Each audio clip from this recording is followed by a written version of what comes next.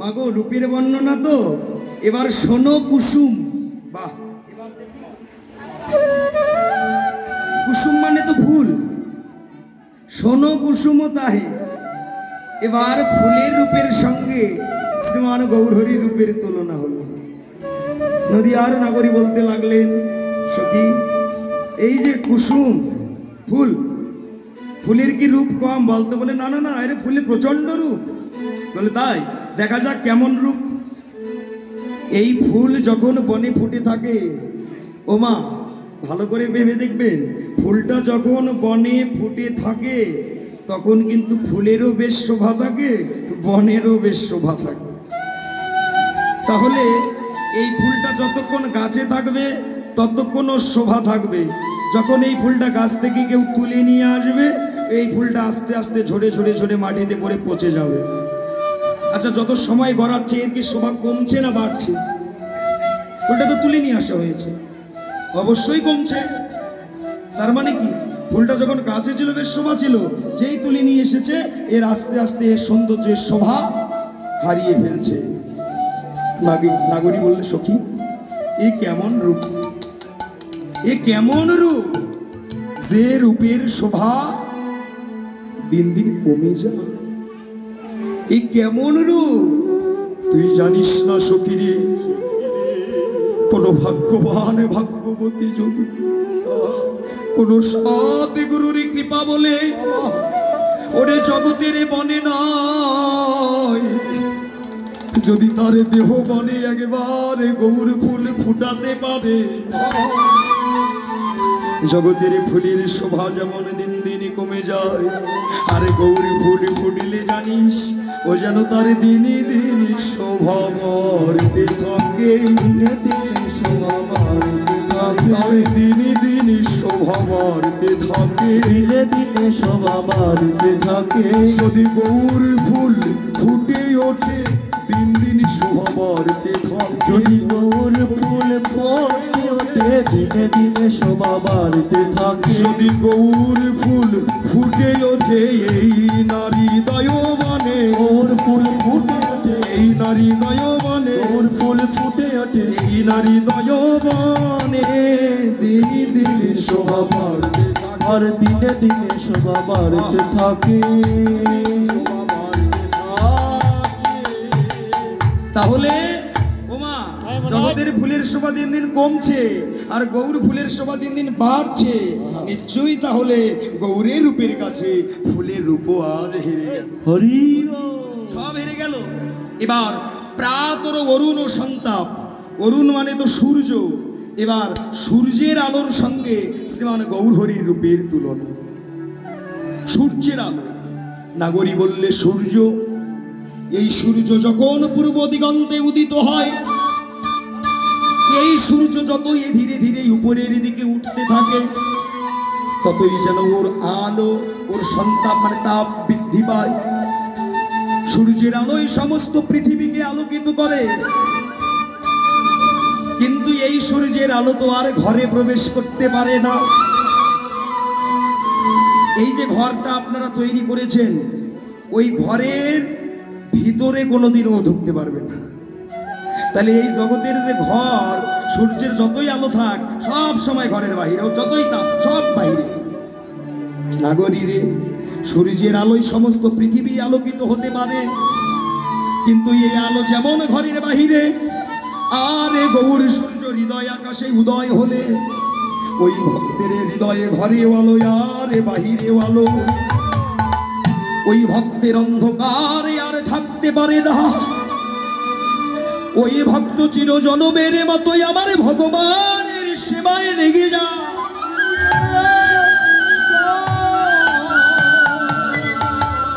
তখন নাগরী বললেন,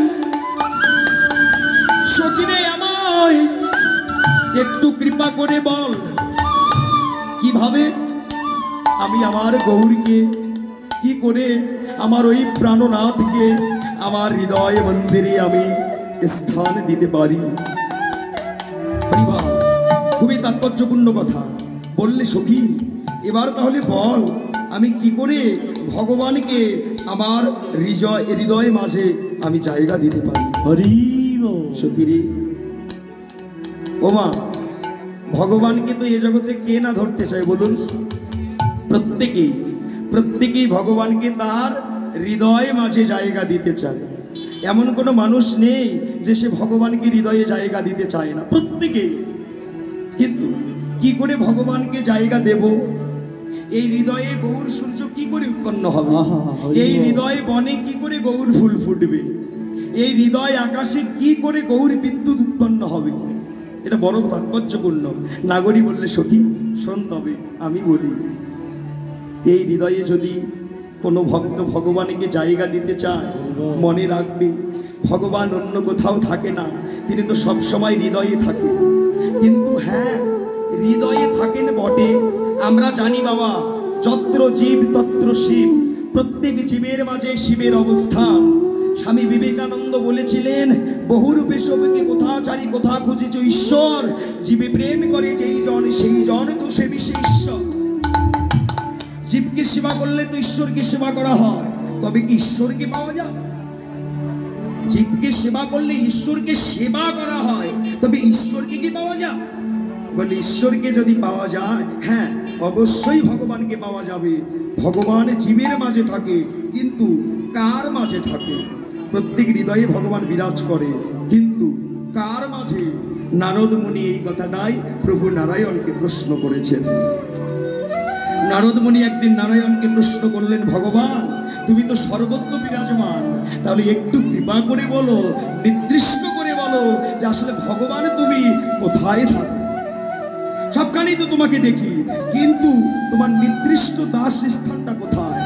ভগবান তখন শ্রী নারায়ণ বলতে লাগলেন, নারদ আমি যে নাহাং তৃষ্ণামি বৈকুণ্ঠে যোগিনাং হৃদয়ে নাচা মাতে ভক্ত যত গায়ন্ত্রী তত্র তৃষ্ণামি হে নারদ। শোনো, তবে নির্দিষ্ট করে বলছি, আমি নাহাং তৃষ্ণামি বৈকুণ্ঠে। অনেকে আমাকে শুধু বৈকুণ্ঠের নারায়ণ বলে, না আমি শুধু বৈকুণ্ঠে থাকি না, না যোগিনাং হৃদয়ে নাচা, কোন যোগী ঋষিদের শুধু হৃদয়ে থাকি না। কোথায় থাকি? মাতে ভক্তা, এই জগতে যে ভক্তই আমার প্রিয়, যে ভক্তই আমার এগুলো কীর্তন করে, যে ভক্তই আমায় পাবার জন্য সারা দিবানিশি কাঁদে, যে ভক্তই আমার অপর ভক্ত সঙ্গ করে, আমি ভক্তের ভগবান ভক্তের ওই হৃদয়ে মাঝে বিরাজমান।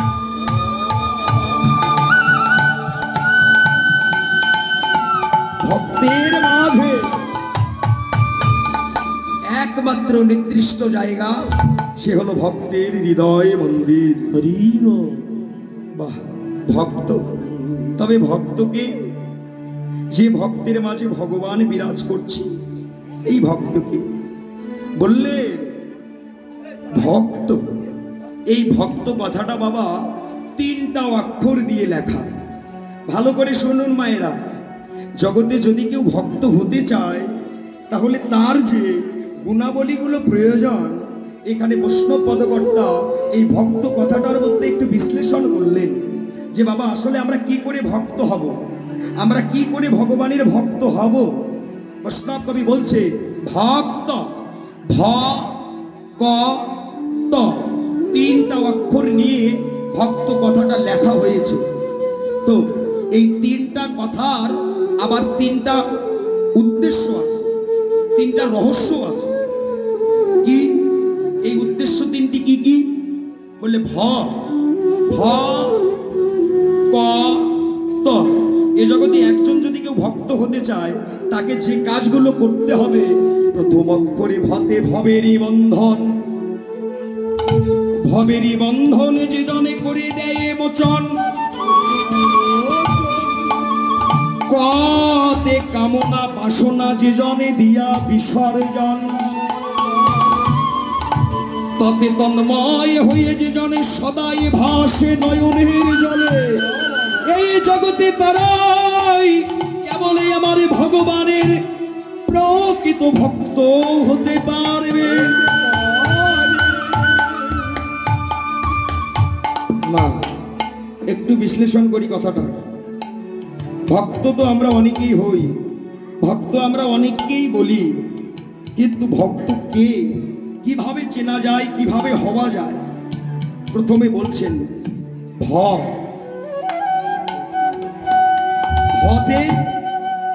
ভবের বন্ধন। ভবে মানে মায়া। এই ভবের বন্ধন যে করে দেয় মোচন, অর্থাৎ এই জাগতিক জগতের ভবের বন্ধন থাকলে সে কোনোদিন ভগবানের ভক্ত হতে পারবে না।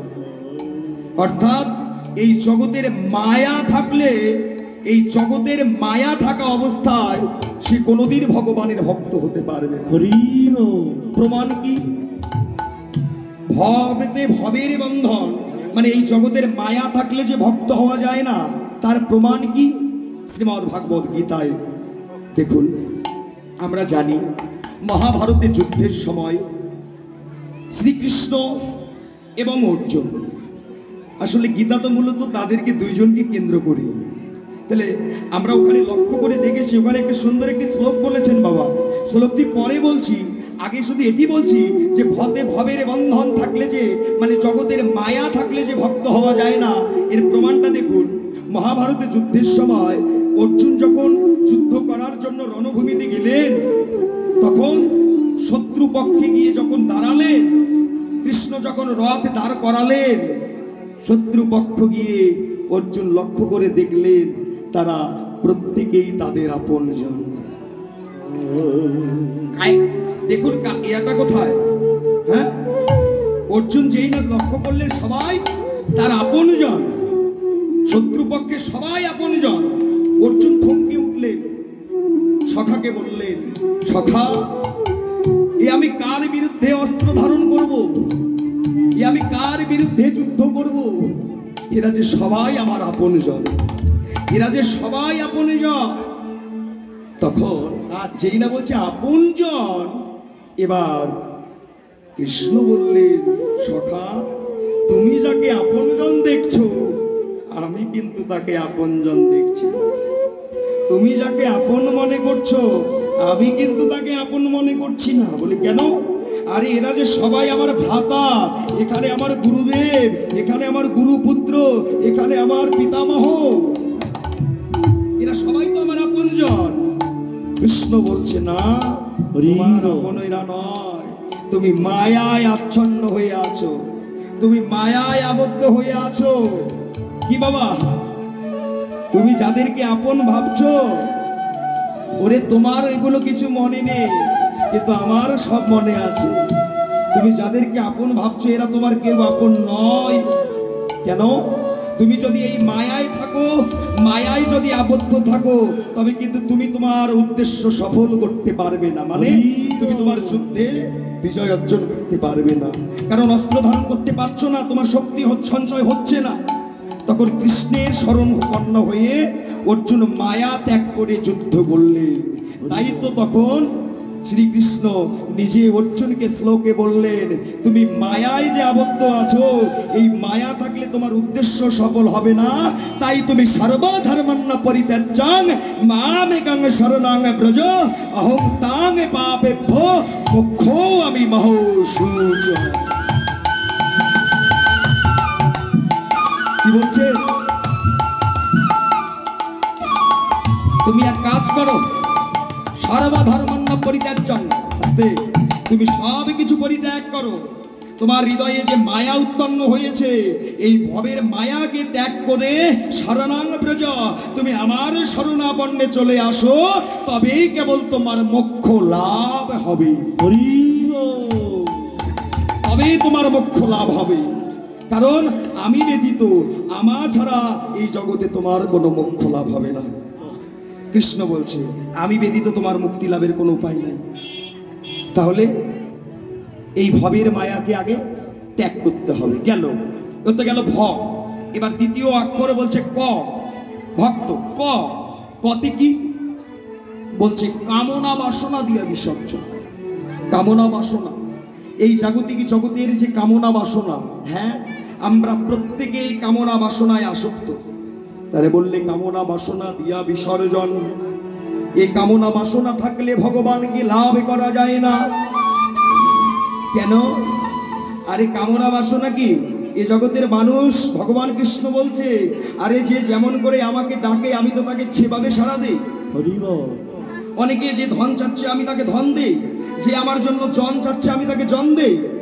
কি বাবা দেয় না?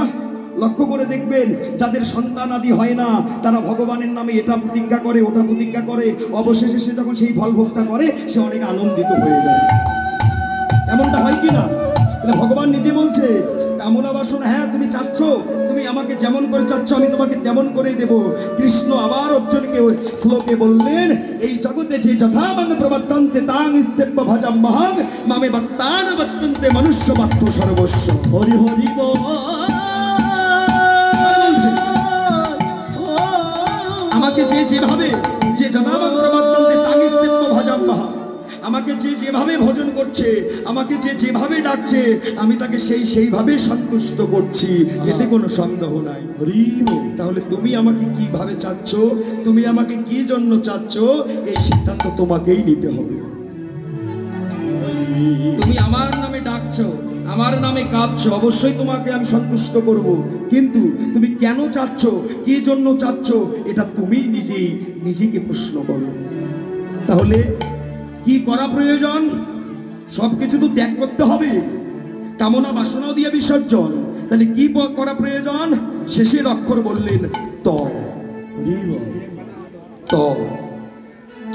তে তন্ময় হয়ে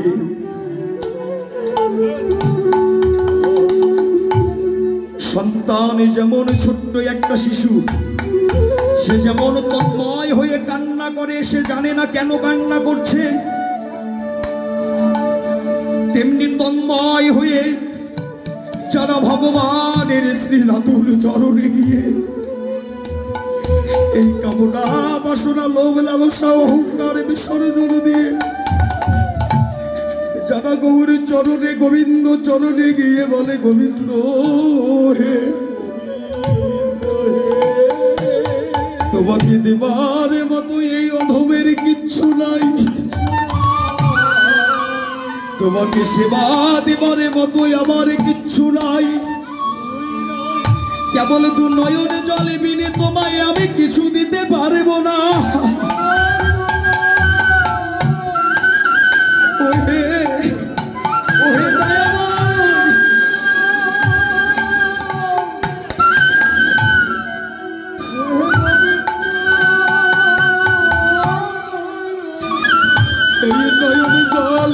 তোমায় সেবা দেবার মতোই আমার কিছু নেই। আজ আমি ধন জন বাড়ি গাড়ি এই পাণ্ডিত্য ওই সত্যের মায়াকে ত্যাগ করি, আজ আমি তোমার চরণ তলে আমি আশ্রয় গ্রহণ করলাম। আজ আমি আমাকে তোমার চরণে সঁপে দিলাম। তোমাকে তো দিবার মতো, তোমাকে তো ভালোবাসার মতোই আমার সাধ্য নেই, তোমার সেবা দেবার মতো অধমের কিছু বাকি নেই। তাই প্রভু আমি আমাকেই তোমার চরণে সেবায় দিলাম। ওই আমি জনমের মতো প্রভু তোমার হলাম, জনমের মতো তোমার হলাম। তোমাকে দিবার মতো আমার কিছু নাই হে, আমি জনমের মতো আমি তোমায় দিলাম। তোমার মতো কিছু নাই রে, জনমের মতো তোমায় দিলাম। আমার দিবার মতো কিছু নাই রে, জনমের মতো নিজেকেই সঁপে দিলাম। তোমায় দিলাম, তোমায় দিবার মতো এই অধমের কিছু বাকি নাই হে, আমি জনমের মতো প্রভু তোমার হলাম। তোমায় দিবার মতো তবে কিছু নাই রে জনমের মতো তোমার দিলাম আমার দিবার মতো হবে কিছু নাই রে জনমের মতো তোমার দিলাম আমি আজ